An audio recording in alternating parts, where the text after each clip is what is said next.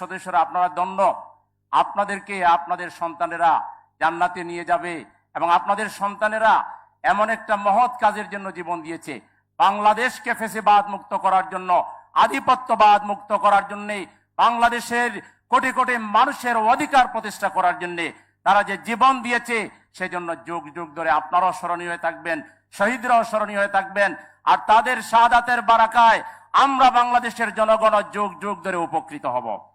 এই শহীদদের যে আত্মত্যাগ, শহীদ পরিবারের যে অনুভূতি, এই অনুভূতির দিকে লক্ষ্য রেখে আগামী দিনের বাংলাদেশের রাজনীতি রচিত হবে।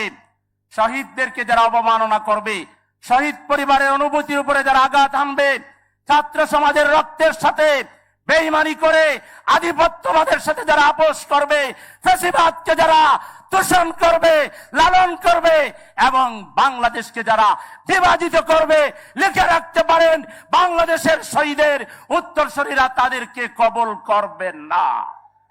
বাংলাদেশ আগামী দিনে চলবে শহীদদের অনুভূতির আলোকে, শহীদ পরিবারের অনুভূতির আলোকে। যারা বাংলাদেশের জাতীয় স্বার্থকে অক্ষুণ্ণ রেখে 18 কোটি মানুষের ঈমান, আকীদা, বিশ্বাস এবং মূল্যবোধকে লালন করে যারা রাজনীতি করবেন, জাতিকে ঐক্যবদ্ধ রাখার জন্য যারা প্রচেষ্টা চালাবেন, তারাই আগামী বাংলাদেশের রাজনীতির নেতৃত্ব দিবেন। আমি একটি কথা বলে আমার বক্তব্য শেষ করছি।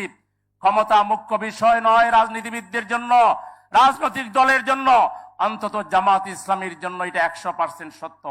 এই আন্দোলন যখন শুরু হয়েছে, আমিরে জামাত দেশের বাইরে ছিলেন। 17 জুলাই রাত্রে ভোরে তিনি দেশে ফিরেছেন। 17 তারিখ উত্তরা সহ শত শত শহীদের লাশ জড়ানো হয়েছে। সেই রাত্রে একটা বিভীষিকাময় পরিস্থিতি। তিনি একটা অ্যাম্বুলেন্স যুগে উত্তরায় গিয়েছেন। প্রথমে আমার বাসায় গিয়ে আমাকে উঠাই এনে সেক্রেটারি জেনারেলের বাসায় এসেছেন। সেখানে বসে রাত 1টায় তিনি একটা কথাই আমি বলে শেষ করছি। তিনি যে ডিরেকশন দিয়েছেন, এবারের আন্দোলনের ফসল কি হবে, রেজাল্ট কি হবে আমি জানি না, তবে তোমাদেরকে বলছি, তোমরা এই আহত প্রত্যেকটা ছাত্র ছাত্রী, শিশু, নাগরিকের পাশে দাঁড়াও। আর এটাকে কোনো দলবাজি করবা না। এটা জামাত ইসলামীর শহীদ বলার দরকার নেই, এটা আমাদের দেশের 18 কোটি মানুষের সম্পদ।